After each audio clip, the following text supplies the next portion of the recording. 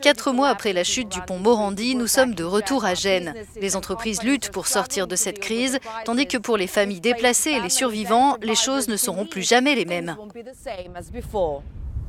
Une ville déchirée qui ne se remet pas du drame qui a fait 43 morts. Luca Infantino est pompier à Gênes. Le 14 août dernier, il était de garde.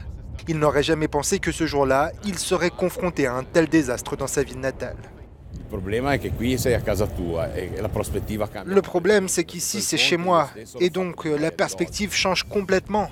Parce que j'ai roulé des milliers de fois sur ce pont. Ça aurait pu m'arriver à moi ou à quelqu'un de ma famille.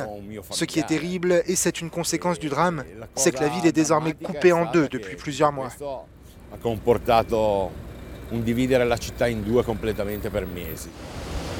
En cette période de fête, les rues autour du pont sont inhabituellement vides et silencieuses. Les habitants qui vivaient sous le viaduc ont dû quitter leur maison et certains commerces sont fermés après l'effondrement.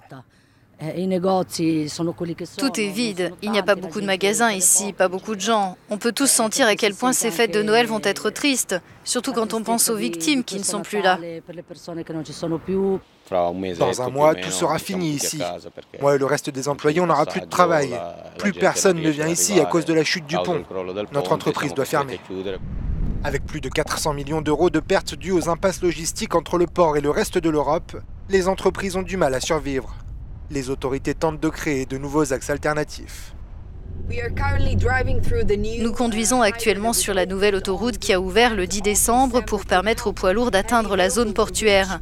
Ils ne sont plus que 6 000 par jour à venir charger ou décharger ici, contre 80 000 avant l'effondrement du pont Morandi.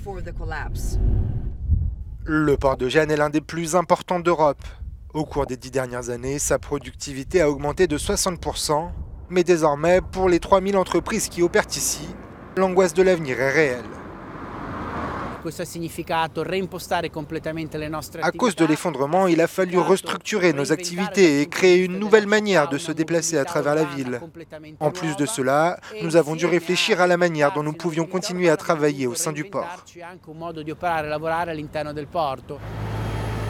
Beaucoup craignent que l'état d'urgence décrété pour 12 mois dans la région ne suffise pas à apaiser les blessures de Gênes.